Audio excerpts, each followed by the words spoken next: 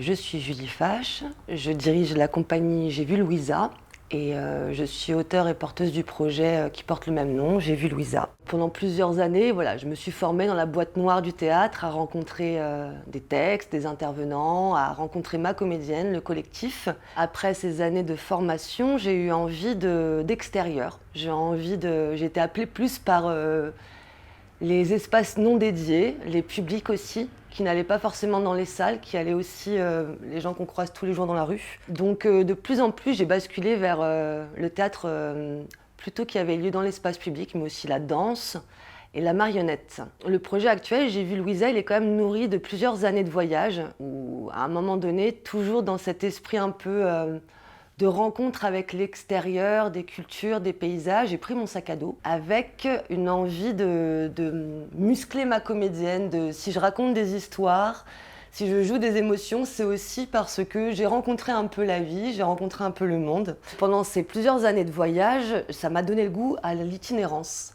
à l'imprévu, à la rencontre. Et qu'est-ce qui peut se passer dans la rencontre et dans l'imprévu. Et Louisa, le personnage dont je vais parler tout à l'heure, il porte un peu ça quand même, ce goût de l'aventure, de l'imprévu, d'itinérance. On fait des stages de marionnettes avec mon équipe et on fabrique des marionnettes et on les met en scène. Et donc déjà, je me décale. Je suis comédienne, mais aussi déjà un peu marionnettiste, auteur, j'essaye. J'ai envie de faire un projet, je ne sais pas par quel médium je vais passer, je suis comédienne, j'aime la marionnette, j'aime l'espace public, je ne sais pas comment ça se passera, mais ce sera un projet autour de la vieillesse isolée.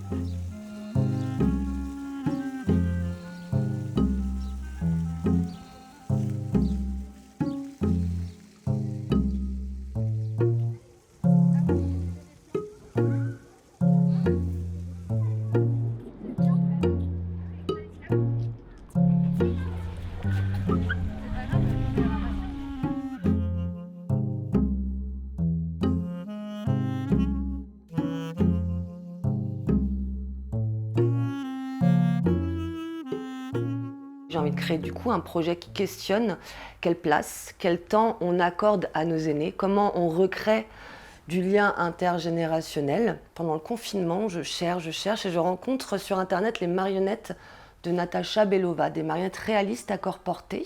Je vois aussi le travail de Béranger Ventousseau, qui travaille aussi sur des marionnettes hyper réalistes de personnes âgées. Et je me dis, ok, j'ai toutes ces histoires, j'avais écrit énormément de tout ce que j'avais entendu, j'avais des enregistrements, des photos, des dessins de ce que j'avais observé dans la rue. Je me suis dit, je vais créer un personnage, une marionnette réaliste. Elle va porter en elle toutes ces personnes que j'ai rencontrées qui souffraient d'isolement en tant que personne âgée. Je me mets à rechercher des marionnettistes qui pourraient créer ce visage réaliste. Et là, je rencontre Philippe Perrault, que je ne connaissais pas. Philippe Perrault, qui est un marionnettiste, fabricant de marionnettes, qui avait fait il y a plusieurs années Charleville-Mézières. Et avec Philippe, on décide de créer le personnage donc, de Louisa, de créer son visage. Je lui montre des photos des personnes que j'avais rencontrées, de femmes. Et puis après, nous sommes partis à Villeurbanne avec Anna Hidat pour créer le corps de Louisa. Donc c'est un corps porté, c'est-à-dire que la marionnettiste, elle prête sa main gauche,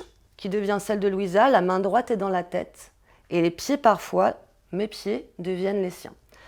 Et donc ce qui crée du trouble, parce qu'on ne sait pas à quel endroit ce personnage, c'est moi ou c'est elle. Louisa, tous les jours, on lui invente des rituels, elle sort par telle rue, elle s'assoit sur le banc, elle jette des miettes aux pigeons, elle va à l'arrêt de bus et puis après elle repart dans le parc. Et les gens en fait s'arrêtent, la suivent, regardent et se demandent c'est qui cette vieille dame, qu'est-ce qu'elle fait là. Ils comprennent pas tout de suite forcément qu'elle n'est pas réelle. Et là, ce qui m'a intéressée, c'était de voir comment les personnes dans la rue vont être acteurs. Soit c'était des jeunes de quartier qui lui dilaient un paquet de cigarettes et Louisa qui jouait le jeu, ou bien des enfants qui venaient l'aider, la cajoler, ou des commerçants. Cette relation-là, comment elle devient mamie aventurière tout-terrain, cette mamie qui revient et à laquelle on s'attache et avec qui on peut tchatcher en fait. On a eu des très belles aventures avec les gens, où à chaque fois ils ont une force d'imagination qui est assez belle. Ou soit ils sont attentifs ou troublés, c'est ok. Parfois la rencontre n'existe pas et c'est ok aussi. Depuis 6 mois, j'ai eu très envie, je me suis dit, il n'y a pas que cette vieillesse-là, de cette vieille dame qui est seule chez elle et qui sort pour croiser du monde. Donc je me suis dit, voilà, j'ai envie d'offrir d'autres visages de la vieillesse, d'autres figures solitaires, en créant une autre marionnette qui s'appelle Monsieur Gaspard, qui est un monsieur de 86 ans, une marionnette réaliste aussi, et qui lui, voilà, reflète peut-être cette vieillesse masculine qui, c'est son secret, il s'est échappé d'un EHPAD. Il avait décidé que sa vie, ce serait pas comme ça que ça se passerait. Il aime la nature, il aime être libre. Les habitants vont le croiser, et Louisa, ils vont la croiser également, mais c'est chacun sa vie et son histoire. Et peut-être que grâce aux habitants, ils vont se rencontrer ou pas, mais ce sont des vieillesses solitaires qui portent chacune un message. Sa particularité, c'est qu'on a fait le choix qu'elle ne parle pas. Déjà parce que j'avais rencontré des personnes âgées qui ne pouvaient plus parler, ou qui avaient décidé de ne plus parler. Et dans le silence, qu'est-ce qui se passe? Louisa, en fait, on lui a trouvé d'autres supports pour entrer en dialogue avec les gens. Par exemple, c'est par les actions, c'est par les gestes. Et aussi, elle a un carnet avec elle, où avec sa main, elle écrit des mots aux gens. Soit les gens lui répondent, soit ils lui chuchotent, soit ils lui répondent pas. Ou soit même, ils prennent le crayon et ils lui répondent, et ils s'assiedent à côté d'elle, ils lui répondent, et ça passe par l'écriture. Il peut y avoir des groupes autour de Louisa, il y a plusieurs personnes qui viennent, mais la rencontre va passer aussi par le contact physique, où elle peut prendre une main, où les gens vont venir lui prendre la main pour l'aider. On souhaite créer un univers sonore et musical à ces deux marionnettes. Donc avec Anaïdat, là on est en train de chercher avec des instruments comme la clarinette, l'alto, comment ça peut être l'univers musical qui accompagne la déambulation de Louisa et Gaspard. Nous faisons les premiers pas de Gaspard dans Garges. Dans cette ville, il ne sait pas, il s'est enfui, il ne sait plus d'où, et il est ici, il est un peu désorienté, il ne sait plus où il va, mais au moins il est dehors, il est content.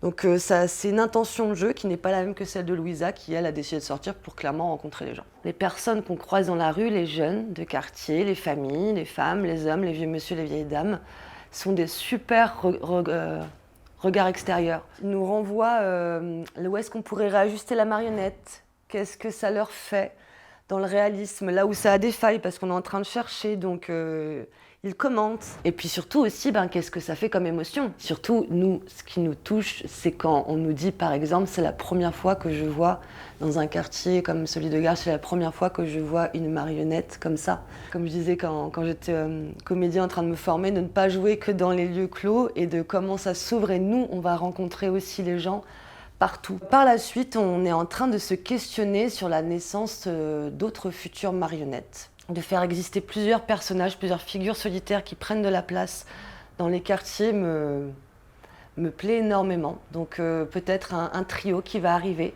pour pas qu'on pense tout de suite que Louisa et Gaspard sont un couple, et que ça ouvre d'autres possibles de rester sur la solitude, mais comment chacun écrit son histoire. Donc on verra par la suite.